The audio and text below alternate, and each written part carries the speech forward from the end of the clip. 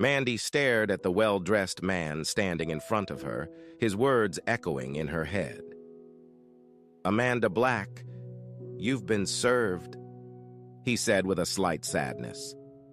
There was dead silence in the office, and for a moment Mandy felt as if time had stopped. In her hand was the death sentence of a 5-year marriage. With a quiet sob, she collapsed into her chair, clutching the papers. Slowly, the office began to come around. The stares, whispers, and disapproving looks began to build up. Suddenly, Mandy heard her friend's soft voice nearby. "Mandy, come on," Kit said softly, taking her friend's hand and setting her on her feet. "Let's get you to the conference room, away from that spotlight." The black-haired 30-year-old woman led her friend away from the gawking co-workers. Those who witnessed the show noted how Mandy went from a boisterous, flirty, fun-loving blonde to a battered woman in just a few minutes. Some saw it as irony or humor, others saw it as pity. Most already suspected the reason for the divorce. "How? I don't understand," Mandy stammered. Things were just starting to turn for the better. She wrapped her arms around herself, as if the embrace would give her more strength. Kit put her arms around her, trying to comfort her friend. "I don't know, girl," Kit said softly. "Did Eric say anything? Any hints that this was going to happen?" "Just the opposite," she said, panting. "Like we were newlyweds again. I thought he was making up for lost time abroad." Kit only flinched slightly, but Mandy noticed it. Mandy mentally went over the last 4 months of her marriage in her head. Ever since Eric had come home from Afghanistan, their sex life had been incredible. It was even better than it had been since his return from Iraq 2.5 years ago. He was so passionate and sensual. "Oh God," she thought. "Most of the time I can barely walk after this." She smiled sadly, wiping a tear from her eye. "It was so hot and exciting. I mean, after I got back from that business trip last week." Mandy's smile warmed a little. "Oh my God, Keith, Eric just wore me out. We did it so often that I finally begged him to stop." Mandy's smile disappeared as she looked at her friend's questioning face. "No, nothing happened when I was on that trip. I told you it was over," she objected. Kit nodded but didn't smile. "When was the last time Eric just hugged you or just kissed and touched you? Honey, when was the last time he made love to you tenderly?" She sat in a daze, looking questioningly at Kit. "What?" With a determined sigh, Kit looked at her friend before continuing. "Mandy," she asked bluntly, "did he make love to you or just—" Mandy covered her face with her hands and sobbed deeply. But why? Why did he do it? She wondered, then suddenly froze. No, he couldn't know, could he? Slowly raising her head, she was horrified. "Oh God, Kit," she whispered. "He knows. Oh God, please no, please no." Tears filled Kit's eyes as she hugged her crying friend. She knew Eric pretty well, and if he really did know, it was awful. Eric nodded, listening on his cell phone. "Thank you, sir," he finally said, when he heard that his wife had packages of photos and legal documents delivered. Hanging up, he turned his attention to his laptop. With a simple click, he set in motion a process that would change his unfaithful wife's life forever. She'll remember for the rest of her life, he thought, picking up the phone and dialing the number. "Hello, this is Human Resources," came a pleasant young voice. "What can I do for you?" "Mr. Davis, please," Eric said coldly. "This is Eric Black." "Oh, Mr. Black," said the girl quickly. "Let me transfer you." A few seconds later, Eric was talking to the unsmiling man. The conversation was short. Neither of them raised their voices, but the hostility did not go unnoticed. Finishing the conversation, Eric took a deep breath. Glancing at his phone, he saw that his wife had called him 5 times already. Not yet, he thought, trying to calm himself down. Not yet. There was a sharp knock on the conference room door. When Kit opened it, she immediately recognized the three men standing before her. The first was a well-dressed older man named Simon Samuels, the vice president and head of their branch. Behind him stood an imposing John Davis, the head of human resources. Kit couldn't help but notice that Mr. Davis's face was bright red, and she could have sworn she could see the heat emanating from his face. Behind them stood Anna Prescott, the office manager and Mandy and Kit's boss. "Miss Garnett, we need to speak to Miss Black," Mr. Samuels said grimly. "Thank you for your help, but please return to your desk." All three went into the room, and Kit went out, carefully covering the door behind her. "Ms. Black, we have a problem," Samuels began. Mandy walked quickly out into the parking lot, trying not to trip. She held tightly to the heavy paper envelope Mr. Davis had given her. Inside were pictures. Gruesome pictures of her and Sean Thompson, the business manager from the third floor. Mr. Davis briefly recounted his conversation with Eric. Eric threatened to publicize the fact that the company had failed to follow the code of conduct. He told Mr. Davis that he would discuss this with his soon-to-be ex-wife at home before deciding whether to take any legal action. Mr. Davis informed her that they would meet with Sean next time, but that she should go home and talk to her husband before this gets out of hand. He also informed her that they would all sit down with her and discuss her future at the company tomorrow after she met with her husband. Mandy had a hard time finding her car because she was still crying hard. The bright sunlight reflected off the cars, making them a little harder to identify. Her car wasn't that hard to find, though. The big black Hyundai Santa Fe wasn't so easy to hide. Mandy climbed into it, remembering the arguments that had led to Eric finally agreeing to rent a car for her. He'd relented just before he left for Afghanistan. She wiped her eyes, put on her dark glasses, and headed home. A man in an old Chevy sedan parked nearby pressed a button on his phone. "Thank you, Bob," Eric said calmly. No, that's it. Please tell Ron that you guys did a great job and deserve the bonus. Thanks again. Goodbye." Looking at his laptop, Eric sighed again. One more call, he thought. One more, and there would be no turning back. But why would he even want to go back? All that was left was an unfaithful wife who'd ripped his heart out and a broken marriage he could never put back together again. Eric shook his head and pulled out his cell phone. He quickly dialed the number and waited. First call, second ring, third ring, a soft click, and then silence. Eric sat emotionless, staring at the video stream on his laptop. Finally, after a few minutes, a tear rolled down his cheek. Mandy pulled the big SUV onto the highway and groaned. She hoped she could avoid rush-hour traffic. She pounded her fist on the steering wheel. At this speed, she knew her usual 30-minute drive would take over an hour. She thought about her marriage, how unlikely it was that she'd be able to salvage any of it. Eric had found out about her affair. Before Iraq, he might have forgiven her, but not now.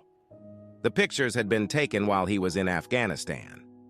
She sobbed, realizing what he must be thinking. Although the odds were slim, she had to try to save the marriage simply because she loved him. Funny way of showing it, isn't it? She reproached herself. Cheated on him more than once, but both times he'd gone abroad to serve his country. She shook her head quickly, as if trying to push away the guilt and shame, but the tears flowed again. Trust was not something that came easily to Eric. His childhood had been rough. His father ran away from him and his mother when he was young, and his mother was an alcoholic. In the 5 years they'd been married, Mandy had only seen his mother twice, once at their wedding and once when their son was born. It had taken him years to trust Mandy. When they met in college, she knew he was a soldier. She thought she had accepted it. He had already served 2 years and was on his way to getting an engineering degree. They dated a year before Eric proposed to her. She could still hear her father's reaction. "No, Mandy, this has nothing to do with Eric," her father said. "I think he'll make a great husband. It's more about you. I don't think you'd make a good military wife. Don't get mad, honey. But it's damn hard to be a good husband or wife when your spouse is gone for a year. Mike Lomax, Mandy's father, had been in the Navy for 4 years when Mandy was a little girl. She could still remember the fights her parents had gotten into during that time. She'd always known that she and her mom had had a rough time and that he didn't want that for his little girl. "You were right, Daddy," Mandy snorted and shook her head. "You were so right. I made a terrible soldier's wife." They bought a very nice starter home and Eric got a good engineering job. Life seemed so promising. And then Uncle Sam called. When Eric found out about his assignment, she scolded him mercilessly for leaving her. To top it off, when Eric left for Iraq, she was already 4 months pregnant. Mandy wiped her eyes as she made her way through the flow of traffic. She remembered the loneliness she felt as she continued on without Eric. Sure, her mom and dad had done everything they could to help, but the sleepless nights alone ate away at her. She needed Eric to hold her all this time, to hear his voice whispering that everything was going to be okay. But he wasn't there for her. She realized she was being selfish. But that didn't make the nights any less cold and lonely. Her mother had moved out in the last month before the baby was born, and that had helped a little. Mandy and her mom, Lisa, had a very close relationship in most areas. Their personalities were so close that it seemed like they were more like best friends than mother and daughter. But there were some things her mom just didn't want to talk about. The details of her marriage while her husband was in the Navy was one of them. When Mandy tried to turn the conversation to that topic, her mother always got very upset. Eric came home the day after Randy was born. For a moment, Mandy thought they had become a real family. But it didn't last long. He left after only 10 days, and she was alone again. Her mother saw some of the signs and begged her not to give in to them. She kept going on and on about the damage that one mistake could do to the lives of so many people. Of course, she wouldn't go into detail, but Mandy suspected that her father might have been having an affair. They had always been pleasant and polite to each other, even friendly, but never passionate. It was more like they were friends living in the same house. Mandy remembered how she had struggled with depression and loneliness in the months after giving birth. Going back to work helped at first. Then she was assigned to a project with Sean Thompson. Where Eric had the rough, handsome looks of a neighborhood boy, Sean could be a male model. His soft baritone and handsome smile made Mandy's heart skip a beat whenever he entered the room.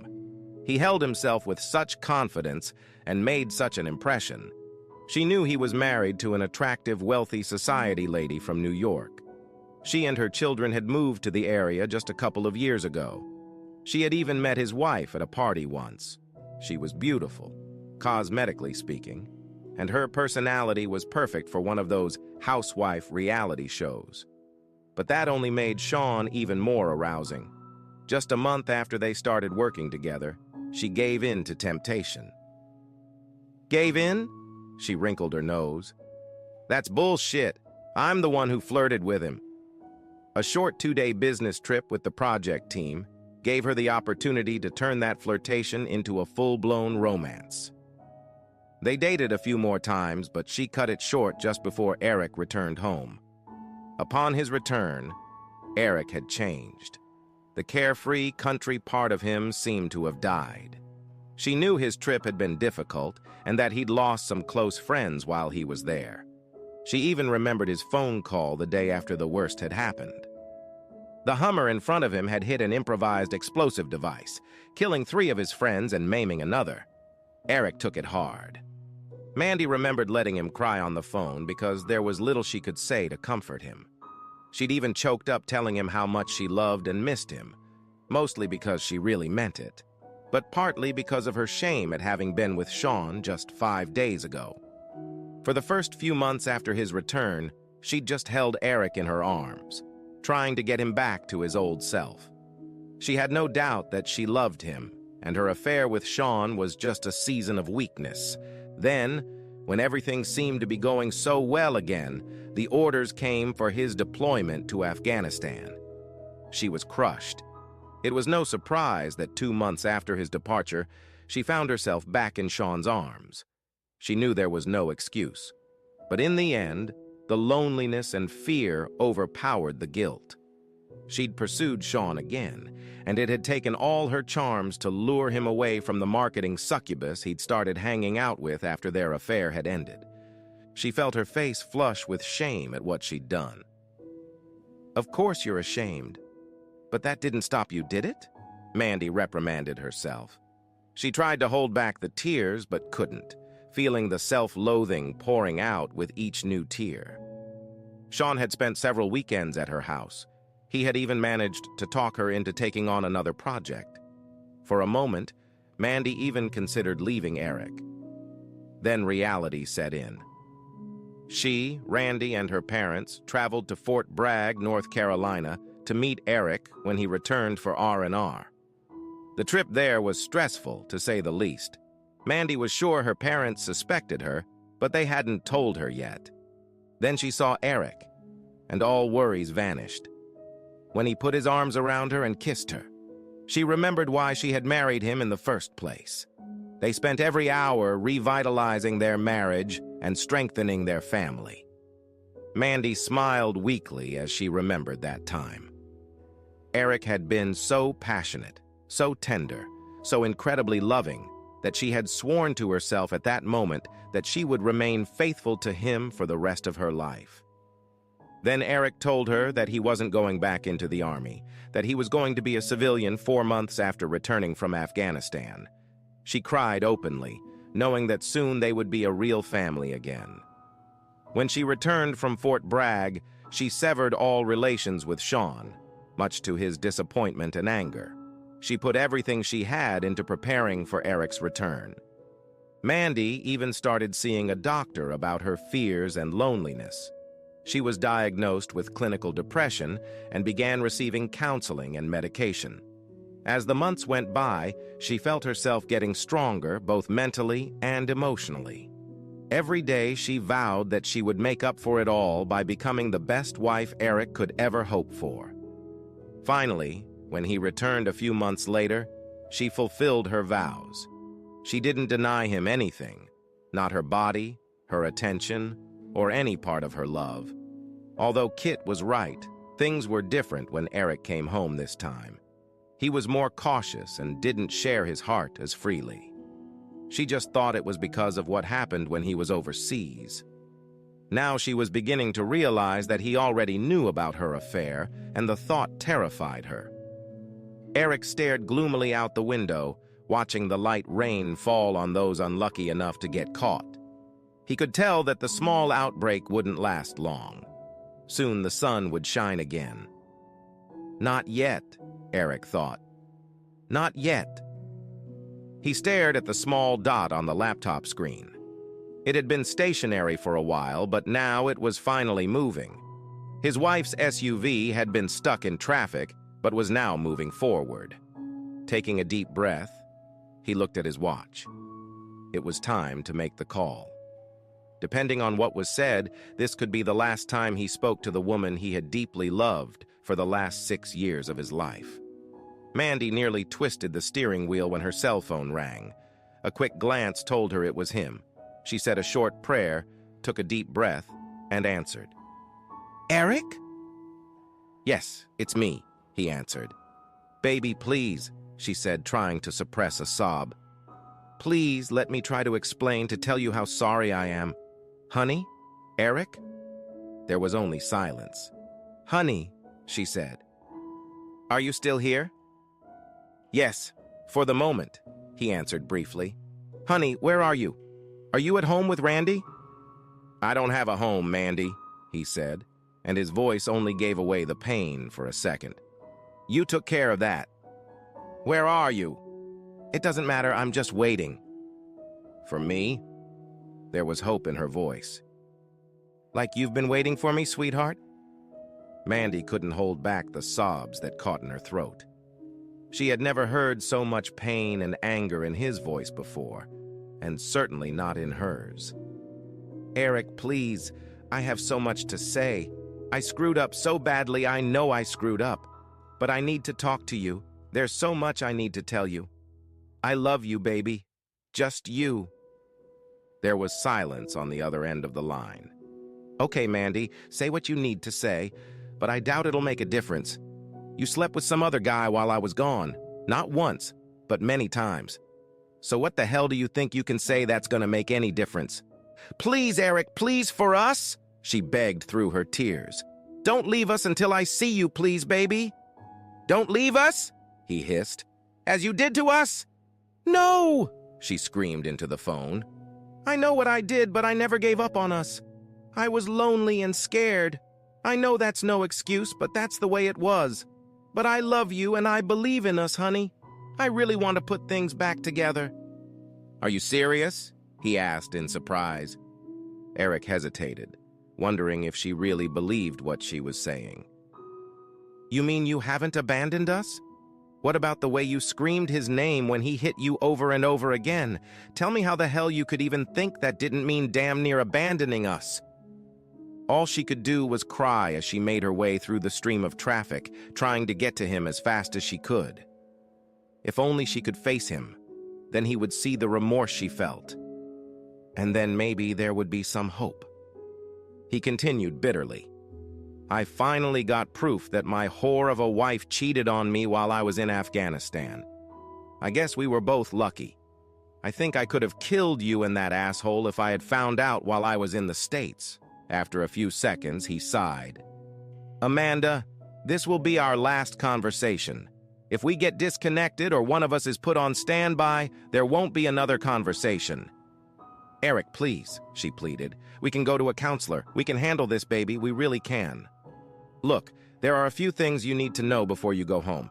First of all, I cleaned out all our accounts and maxed out all our credit cards. I think you've been cheating on me for the last 3 years, so I'm returning the favor. He ignored her sigh.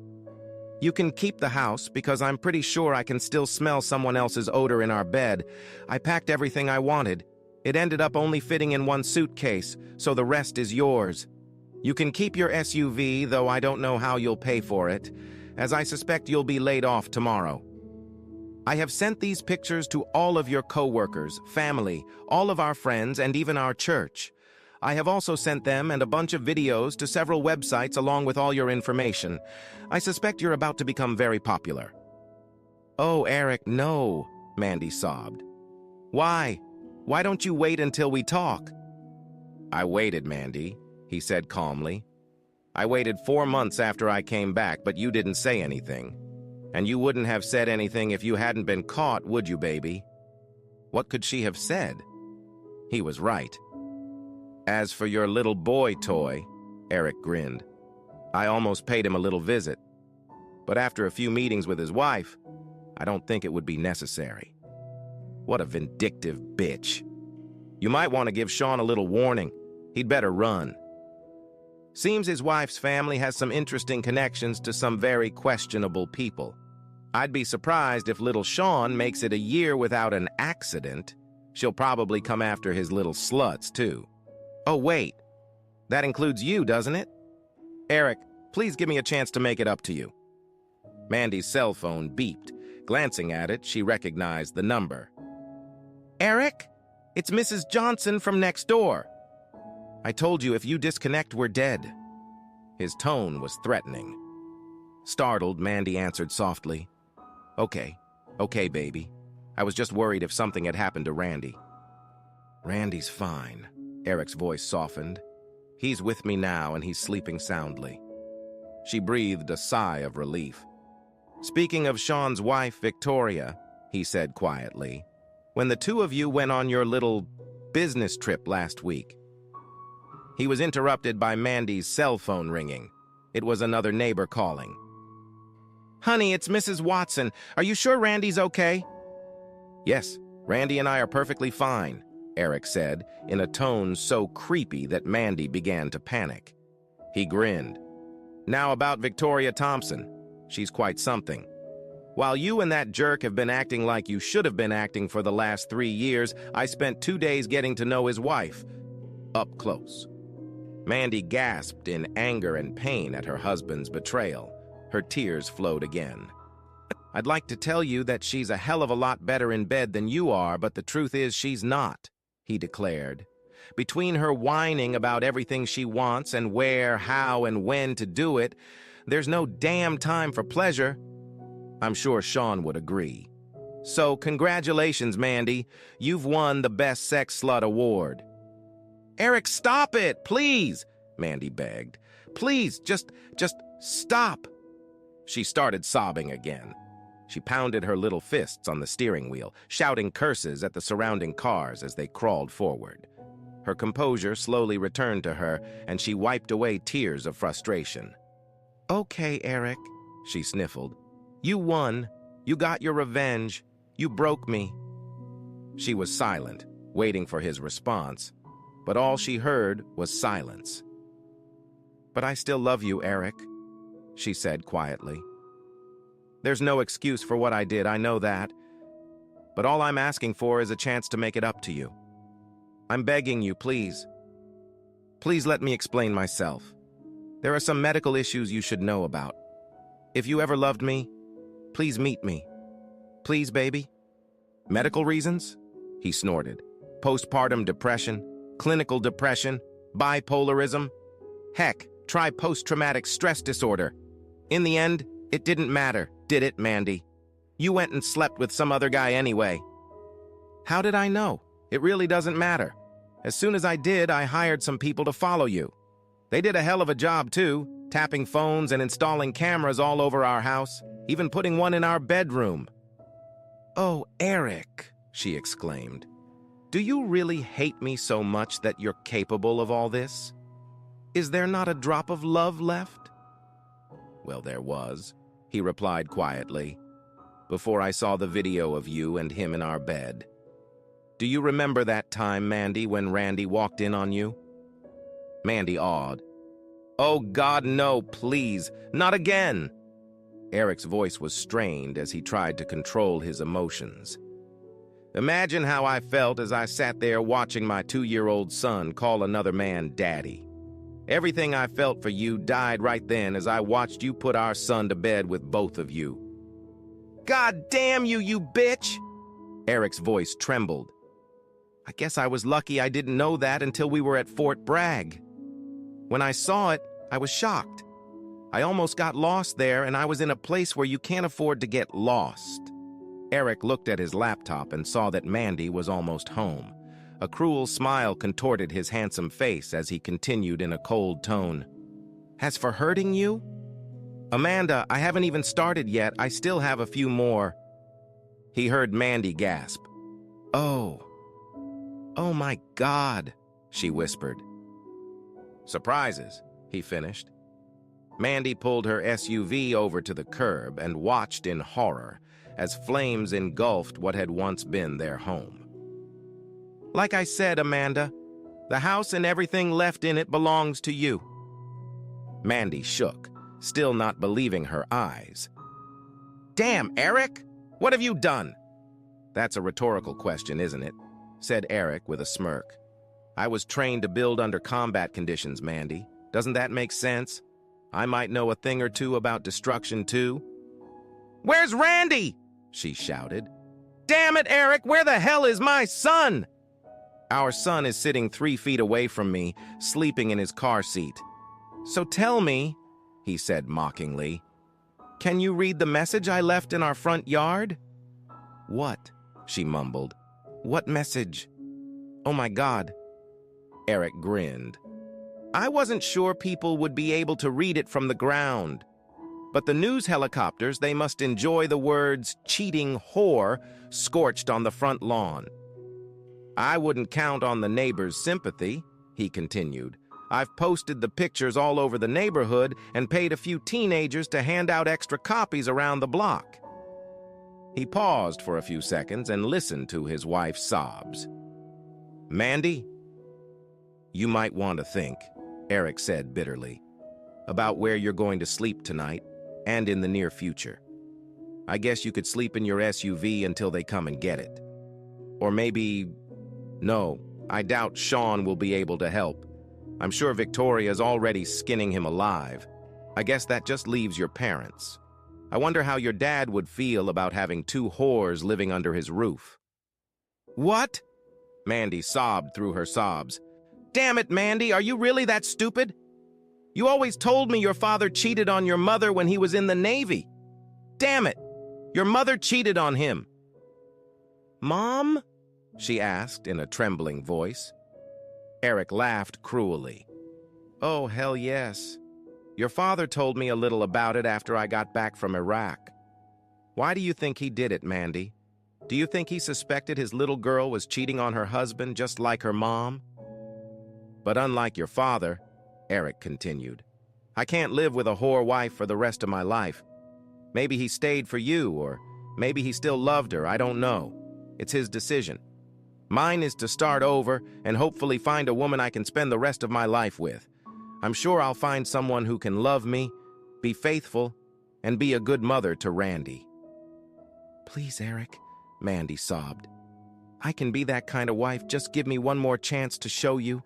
And I'm already a good mother to Randy. I'm the only mother he needs." "I guess that's what the court has to decide, isn't it?" he said calmly. "Of course, the fact that I burned down our house and effectively bankrupted us probably won't go in my favor." Eric saw a young man in a t-shirt and baseball cap get out of the cab and stop at the curb, looking in his direction. Eric flashed his headlights twice, and the guy headed toward him. "Okay, Mandy," Eric said calmly, looking at his watch. "There are a few things you still need to know, and there's not much time left, so listen very carefully. First, so your bosses don't get too worried about my threats. However, Victoria is filing a similar lawsuit and will probably win. I think the court will really like both her and all the evidence I gave her. As for me," Eric coughed, "well, I don't like my chances in court, so I took the job overseas. I think Randy and I would really enjoy it." "No," Mandy yelled into the phone. "You can't take my baby." "Actually, bitch, he's my son, and I can." "Don't, Eric, please," she begged. "He's my son, too." "Amanda," he said calmly, "in a few years he won't even remember you. But don't worry. I'll send you pictures of him at Christmas, and we'll even call on Mother's Day and his birthday. Since we won't know where you'll be, we'll just call your parents." Mandy cried bitterly, realizing the hopelessness of her situation. Eric sat for a while, concerned and somewhat alarmed by his own actions. He knew he wasn't going to send her pictures or call her. The thought of her desperately waiting for calls that would never come, and reliving that revenge for years to come, was more cruel than he had previously thought. "Goodbye, bitch," he said coldly. "I hope you rot in hell." He wiped a tear from his cheek as he listened to her hysterical screams, begging for a son, and hung up. "Captain Black?" the guy in the tank top standing in front of him asked. "Not anymore." Eric smiled weakly. "I'm just Eric Black." "Well, at least for a while longer." The young man grinned and handed him an envelope with the numbers and passwords to the offshore bank accounts into which his funds had been transferred, minus some fees, of course. "Here are passports, photo IDs, and plane tickets for Marcus Gray and his son Michael Gray," the teen said, smiling. Eric smiled even wider and began putting his old IDs and 2 SIM cards from his cell phones into a small metal bucket. Smirking, he took a lighter and melted them into a small puddle of blackened plastic. Then he took a small hammer, smashed both phones, and tossed the remnants into the bucket. Satisfied with his work, he tossed the bucket into the trash can. "That was better than I could have imagined," Eric grinned. He quickly pulled out his car keys and handed them to the kid. "Tell Bob and Ron thanks for the rental," he said quietly. "To whom?" the young man asked, with a wide smile on his face. "I apologize," Eric grinned. "I must have made a mistake." A few minutes later, Eric was already checking luggage at the airport. He couldn't hold back a smile as he thought about what was in store for him and his son in the next few weeks. His contract didn't start until next month, so they were going to spend a couple weeks on a secluded beach with a pretty lieutenant he'd met in Afghanistan. They'd only been friends then, but now that he'd gotten proof of his wife's cheating, Eric couldn't wait to find out if there was more to it. "Mr. Gray?" the man at the front desk said politely. "Have a wonderful flight, you and your son." Marcus Gray and his son walked through the lobby and started their new life.